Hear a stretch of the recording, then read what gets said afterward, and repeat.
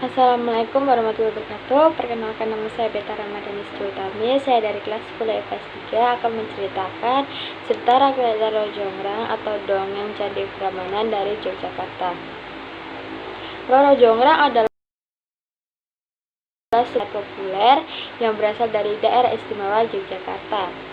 Cerita ini menceritakan kisah cinta seorang pangeran kepada seorang putri yang berakhir dengan dikutuknya seorang putri akibat tipu muslihat yang dilakukannya.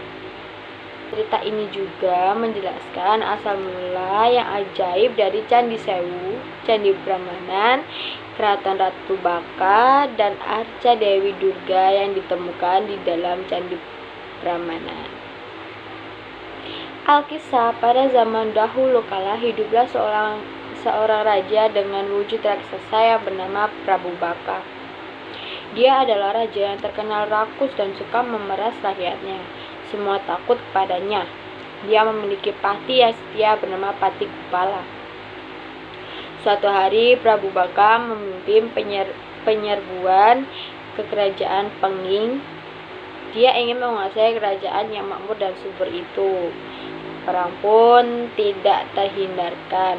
Prabu Baka mengamuk dan memukul mundur pasukan kerajaan Penging. Perintah Pati Gupala yang menyemangati pasukan Prabu Baka. Putra kerajaan Penging yang bernama Bandung Bondowoso sangatlah marah besar saat tahu kerajaannya diserang tiba-tiba oleh Prabu Baka. Maka Bandung Bondowoso menyiapkan pasukannya dan memimpin serangan balasan sambil mengacungkan pedangnya. Di tengah pertempuran, Bandung Bondowoso bertemu dengan Prabu Baka. Mereka bertarung dengan ganas dan saling menyerang menggunakan jurus andalan mereka. Akhirnya, Bandung Bondowoso berhasil membunuh Prabu Baka. Pasukan Prabu Baka kocar-kacir saat tahu rajanya terbunuh. Pati Gupala memerintahkan mereka lari dan pulang ke kerajaan Baka. Bandung Bondowoso yang mengetahui pun tidak tinggal diam. Bandung Bondowoso dan pasukannya terus mengejar musuh hingga ke kerajaan Baka. Pasukan Baka pun menyerang dan kalah dari peperangan tersebut. Bandung Bondowoso bisa masuk ke istana dengan leluasa. Alangkah terkejutnya dia karena bertemu putri yang cantik jelita di dalam istana.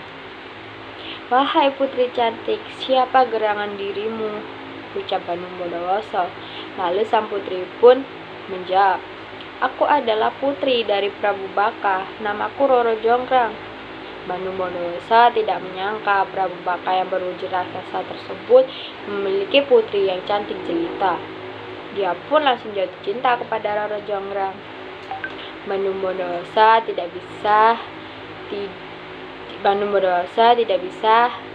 tidur memikirkan Roro Jonggrang.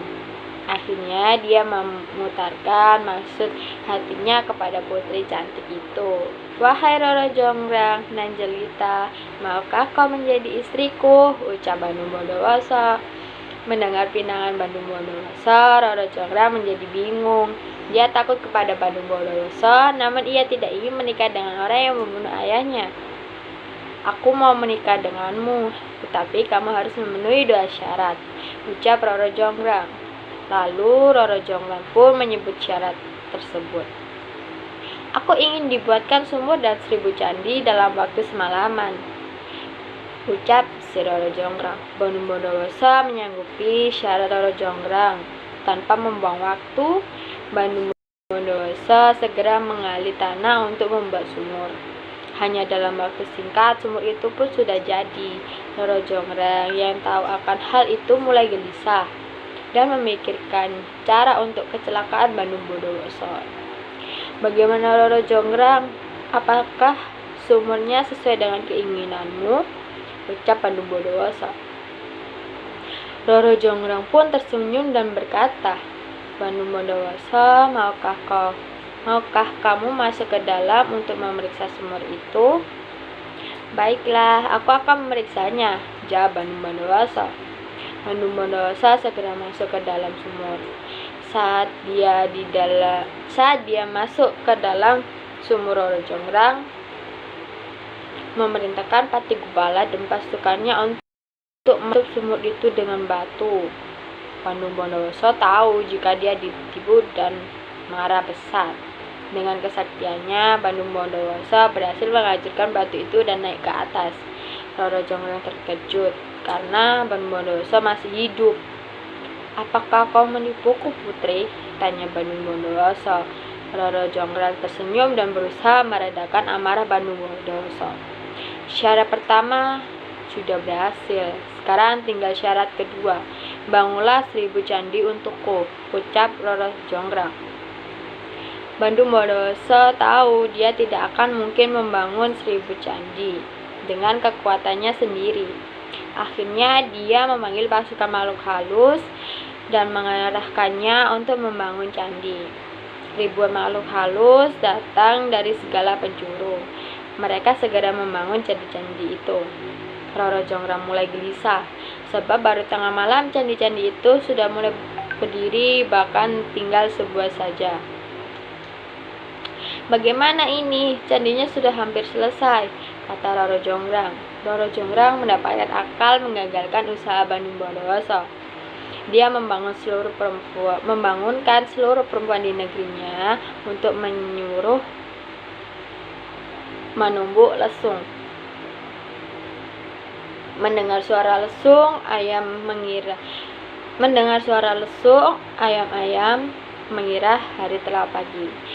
Ayam-ayam itu pun mulai berkokok. Pasukan halus mengira hari telah pagi. Mereka pun segera berlari meninggalkan tempat itu. Bandung Bondowoso segera tahu jika dia ditipu lagi oleh Roro Jonggrang.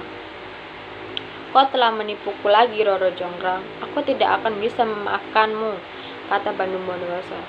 Kali ini dia tidak bisa menahan kemarahannya. Bahkan Roro Jonggrang pun tidak bisa meredakan amarah itu. "Aku kutuk kau menjadi arca batu untuk menggantikan 1000 candi yang belum selesai," ucap Bandung Bondowoso. Dengan kemarahannya, dalam sekejap Roro Jonggrang menjadi arca batu. Maka genaplah 1000 candi yang dibangun oleh Bandung Bondowoso. Melihat Roro Jonggrang menjadi arca, menyesallah Bandung Bondowoso dan menangisnya.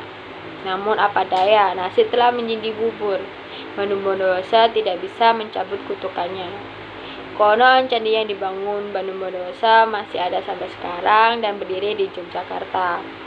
Nama candi itu adalah Candi Sewu yang berarti 1000 candi. Pesan moral dari cerita rakyat Roro Jonggrang atau dongeng Candi Prambanan adalah jangan memaksakan kehendak kita kepada orang lain.